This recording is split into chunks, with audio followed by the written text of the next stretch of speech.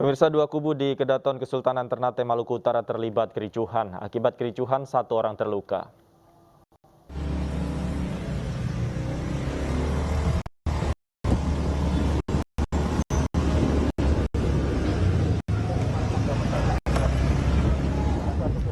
Sekelompok masyarakat adat yang mengaku Falaraha mendatangi Kedaton Kesultanan Ternate yang ditempati Sultan Hidayatullah Mudafarsyah.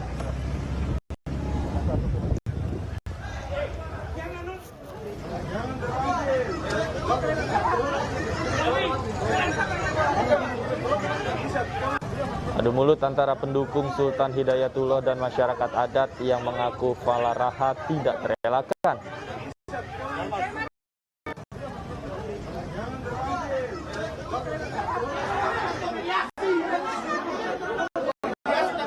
Puluhan aparat kepolisian yang berada di tempat kejadian berupaya untuk mengendalikan situasi. 1 orang terluka akibat terkena senjata tajam, sementara korban langsung dilarikan ke rumah sakit untuk mendatangkan penanganan medis. Kami berusaha mendekati dari kedua belah pihak agar tidak terjadi chaos ataupun mungkin konflik fisik. Untuk situasi saat ini, Alhamdulillah situasi terkendali aman dan kami sedang melaksanakan pendekatan-pendekatan agar kedua belah pihak bisa mendinginkan situasi dan bisa mengurangi konsentrasi massa, bisa kembali ke tempat masing-masing. Pemirsa, Pendeta Saifuddin Ibrahim ditetapkan sebagai tersangka kasus ujaran kebencian dan penistaan agama oleh Barreskrim Polri. Saifuddin dikenakan pasal berlapis. Saifuddin Ibrahim telah ditetapkan sebagai tersangka sejak 28 Maret 2022 yang lalu. Setelah polisi memeriksa 13 orang yang terdiri dari 9 orang saksi dan 4 ahli serta pemeriksaan barang bukti. Meskipun telah ditetapkan sebagai tersangka, Saifuddin belum ditahan karena diduga masih berada di luar negeri. Hasil penyelidikan diduga saudara SI berada di negara Amerika. Saudara SI, kami ulangi lagi, dijerat dengan dugaan tindak pidana ujaran kebencian berdasarkan atas suku, agama, ras, dan antar golongan atau sara dan atau pencemaran nama baik dan atau penistaan agama dan atau pemberitaan bohong dengan sengaja menerbitkan keonaran dan atau yang dapat menerbitkan keonaran di kalangan rakyat dan atau menyiarkan suatu berita yang tidak pasti atau kabar yang berlebihan melalui media sosial YouTube SI. Pemirsa, Kementerian Agama mengatur durasi ceramah selama bulan Ramadan maksimal 15 menit. Hal tersebut bertujuan untuk mencegah penyebaran COVID-19 di tengah pelonggaran aturan beribadah.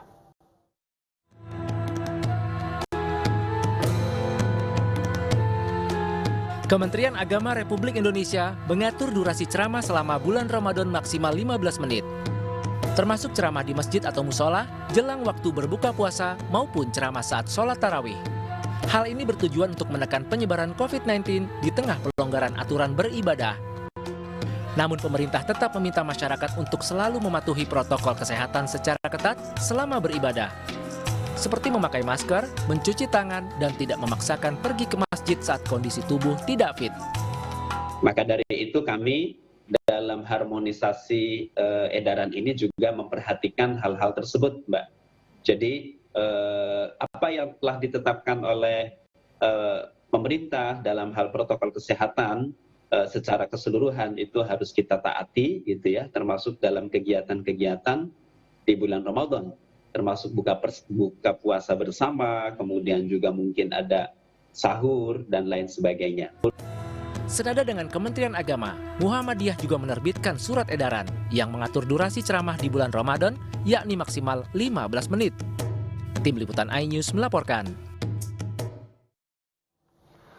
Pemerintah mengizinkan kegiatan buka puasa bersama tahun tahun ini. Namun kegiatan buka puasa bersama tidak boleh dilakukan sambil berbicara.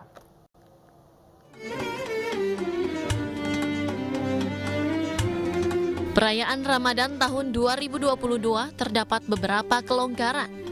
Meskipun situasi pandemi COVID-19 masih melanda, namun pemerintah mengizinkan kegiatan berbuka bersama Ramadan dilakukan.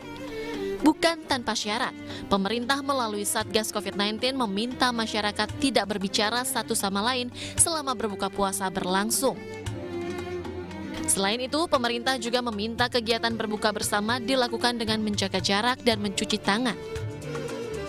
Cara menggunakan masker saja.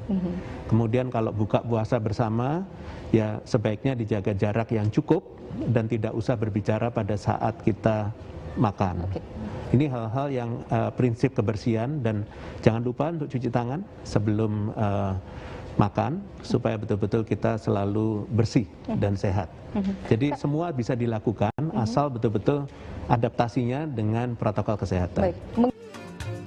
Saat ini, Satgas COVID-19 bersama Kementerian Agama dan pemerintah daerah memastikan agar pelaksanaan buka bersama Ramadan dijalani masyarakat dengan mematuhi protokol kesehatan. Mengobrol dan buka bersama bagi kebanyakan orang sudah menjadi satu paket ketika Ramadan. Lantas apakah imbauan dari Satgas ini bisa dipatuhi oleh masyarakat? Dan bagaimana cara Satgas mencegah potensi penularannya? Kita akan bahasnya bersama Ketua Bidang Komunikasi Publik Satgas Penanganan COVID-19, Heri Trianto, serta Sekjen Majelis Ulama Indonesia, Amir Syah Tambunan. Selamat sore, Assalamualaikum Pak Heri dan Pak Amir. Waalaikumsalam warahmatullahi wabarakatuh. Baik, saya ingin ke Pak Heri terlebih dahulu. Pak Heri, jadi betul saat ini nanti buka puasa bersama tidak boleh sambil ngobrol dan berbicara, Pak Heri. Sebenarnya seperti apa?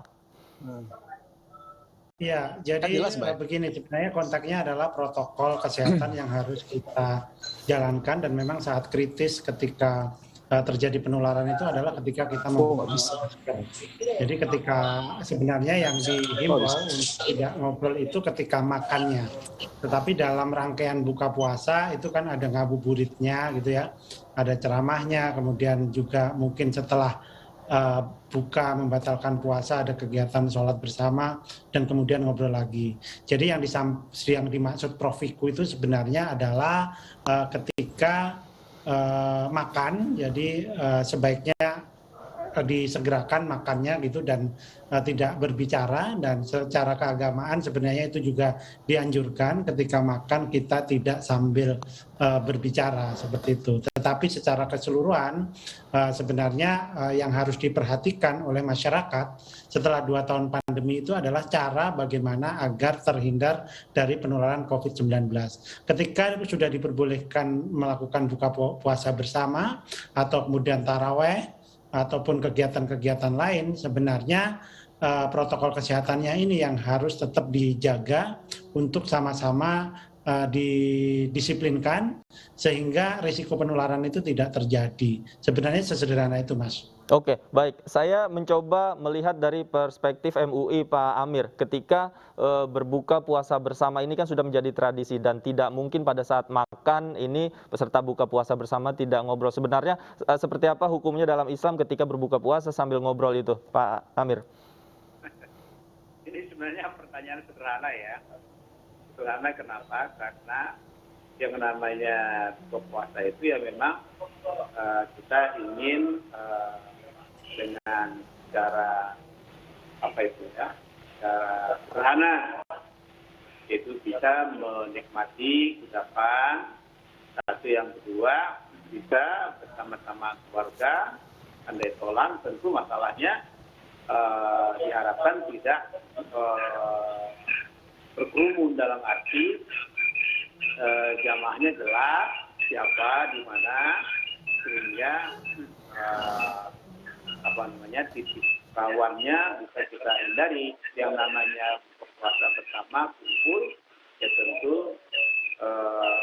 kita utamakan untuk berbuka hal-hal yang pokok-pokok lah, kira-kira begitu. Misalnya membuka masker ya tentu saja itu dilakukan ketika mau makan. Setelah itu kita ikut sehingga apa? sehingga kita bisa memitigasi resiko yang akan ditimbulkan kalau berlebihan bercakap-cakap atau berbicara. Oleh karena itu, menurut hemat saya, perlukan sikap yang dua hal ya, secara proporsional, ya. Tapi yang kedua tentu bagaimana sikap-sikap yang profesional lah, kira-kira gitu, jadi proporsional dan profesional. Sehingga dengan demikian, ketika berbuka puasa itu ya tidak secara berlebihan melakukan komunikasi dengan strategi. Saya kira gitu. Sepakat bahwa sebenarnya tujuan utamanya untuk meminimalisir resiko penularan pada saat berbuka bersama. Namun pada faktanya ketika Prof. Wiku kemarin mengatakan hal ini, masyarakat memiliki persepsi sendiri. Dikatakan bagaimana caranya, bagaimana mungkin begitu berbuka puasa tanpa harus mengobrol. Mungkin sosialisasinya sudah seperti apa saat ini, Pak Heri? Iya, jadi sebenarnya masyarakat itu sudah terima pesannya bahwa protokol kesehatan itu harus dijalankan dan memang tidak disarankan untuk berbicara ketika makan. Sebenarnya begitu ya. Ketika berbuka puasanya, berbuka puasa ketika makan. Tadi disebutkan juga di situ. Tetapi secara umum ketika buka puasanya ya tetap jaga jaraknya juga harus diatur, kemudian harus cuci tangan juga kayak gitu. Intinya adalah 3M itu tetap berjalan karena memang titik paling kritis dari periode buka puasa bersama itu adalah ketika makan gitu, karena makan semua orang pasti akan membuka masker gitu, dan ketika itu terjadi memang sebaiknya disegerakan, tidak sambil ngobrol ya, dan ketika sudah selesai kemudian bisa menutup kembali pakai masker, kemudian melanjutkan diskusi atau pembicaraan, atau kemudian biasanya juga melanjutkan sholat maghrib berjamaah kayak gitu, dan disarankan juga tetap dengan protokol kesehatan yang baik.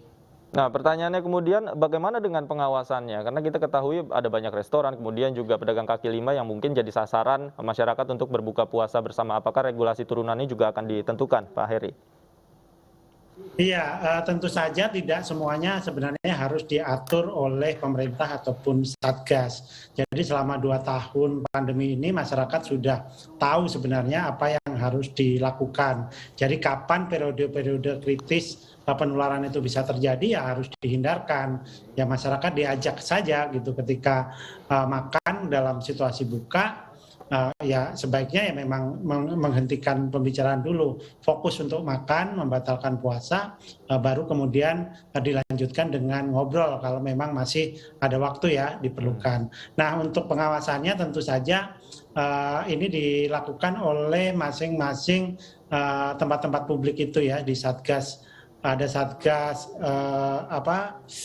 protokol kesehatan ya di tempat-tempat publik itu yang mereka bisa melakukan, sama-sama bertanggung jawab baik pengunjungnya maupun pemilik usahanya untuk menjaga, sama-sama melindungi, karena bagaimanapun juga ketika kita berkerumun sebenarnya risiko terjadi penularan itu terjadi. Ketika diizinkan masyarakat untuk lebih bisa melakukan kegiatan sosial ya, bersilaturahmi dan lain-lain, sebenarnya pandemi ini masih ada. Jadi COVID-19 itu masih ada, tetapi saat ini penularannya pada level yang rendah, sehingga pemerintah merasa yakin bahwa ketika kegiatan masyarakat ini dilonggarkan, tidak menimbulkan lonjakan kasus setelahnya. Demikian Mas. Baik, saya ke Pak Amir lagi. Pak Amir, jika memang Satgas sudah mengeluarkan aturan seperti ini, bagaimana kemudian nanti masyarakat seharusnya memanfaatkan kelonggaran untuk berbuka puasa bersama, berkumpul dengan orang-orang tercinta pada saat berbuka puasa? Seperti apa yang harus dilakukan, Pak Amir? Ya, baik. Jadi ada 3 hal ya. Pertama, tentu niat baik ini harus kita sambut dengan tekad kita bersama untuk saling menjaga diri ya.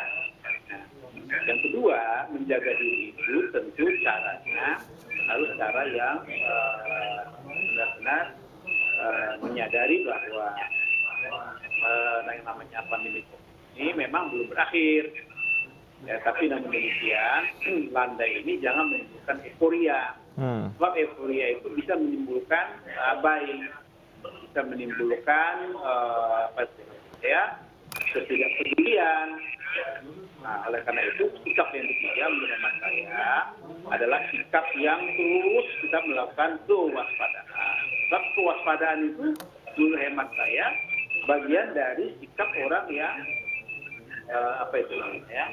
mempunyai nilai-nilai keimanan dan ketakwaan. Kita tahu bahwa keimanan dan ketakwaan itu adalah salah satu target yang ingin kita peroleh dalam menjalankan ibadah puasa. Karena itulah jangan sampai kita ingin menjalankan ibadah puasa, ya, tapi kemudian kita tidak peduli atau abai.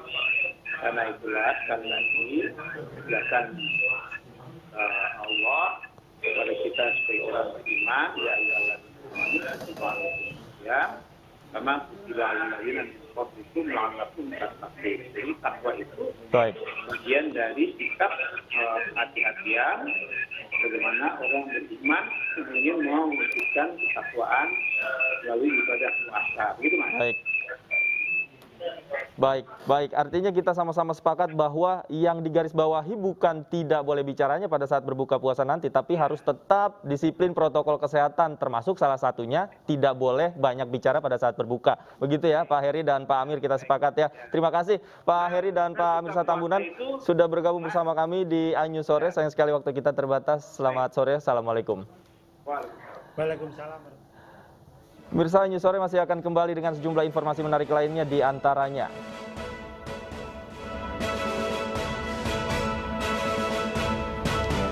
sopir mobil pickup yang kecelakaan dan menyebabkan 7 orang tewas di Bondowoso, Jawa Timur jadi tersangka.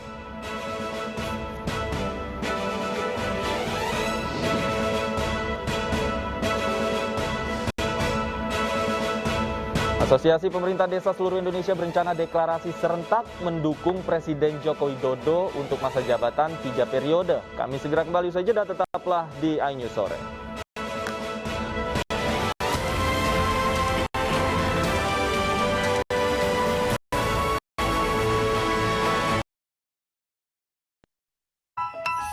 Sampai